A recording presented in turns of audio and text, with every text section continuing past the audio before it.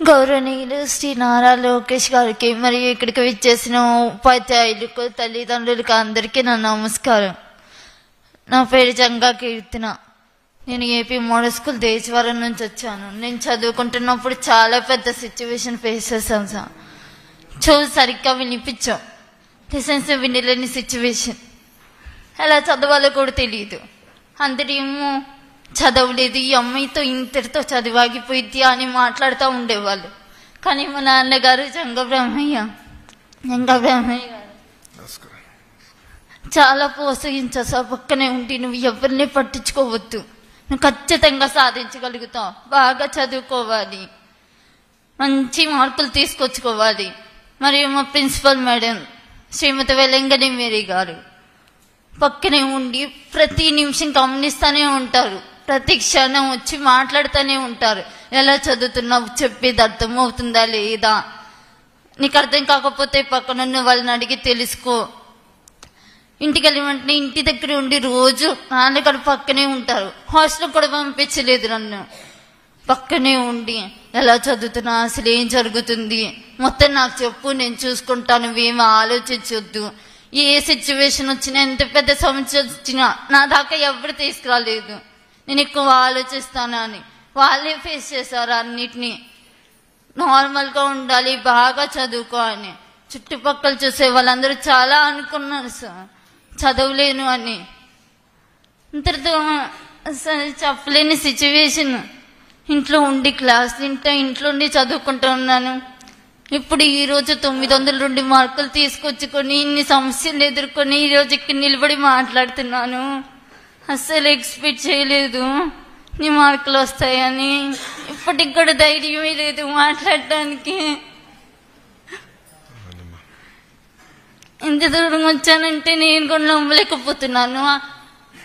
IAS అవ్వాలని నాకు కలదు సార్, నెరవేర్చుకోవాలని అనుకున్నా సరే కొన్ని సిచ్యువేషన్ల వల్ల జరగదేమోనని చాలా భయపడ్డాను. కానీ ఈరోజు 902 మార్కులు తెచ్చుకుని మాట్లాడుతుంటే ఖచ్చితంగా నా కళని నెరవేర్చుకోగలుగుతాను అనే నమ్మకం కూడా కలుగుతుంది.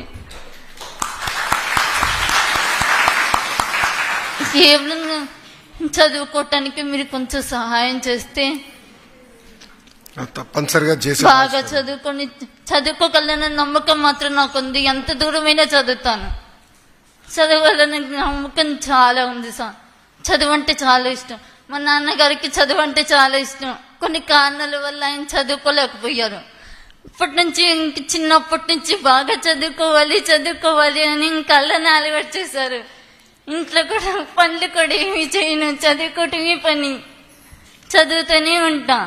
బాగా చదువుకోవాలి, ఇంకదొక్కటి నేర్పించారు. ఇప్పటికి కూడా లెసన్స్ అర్థం కాకపోయినా అసలు మాటలు కూడా అర్థం కావు. వాళ్ళు మాట్లాడుతూ ఉంటే వాళ్ళని చూసి వాళ్ళు ఏం మాట్లాడుతున్నారా అని తెలుసుకోవటం.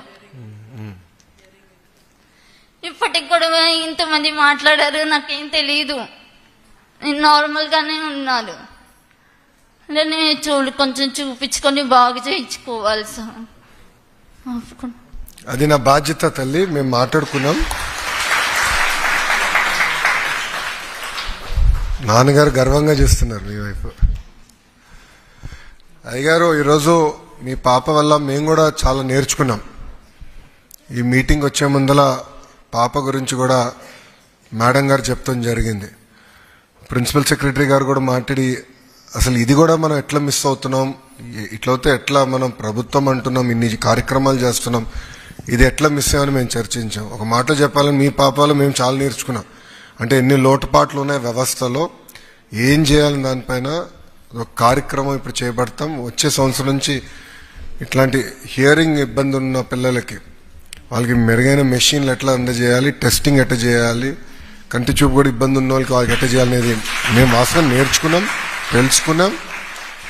వచ్చే సంవత్సరం నుంచి అంటే ఈ జూన్ మాసం నుంచి అది అమలు చేస్తాం. సో మీ పాప దగ్గర నుంచి మేము నేర్చుకున్నాం ఈరోజు ఒక మాటలో చెప్పాలని. Thank you.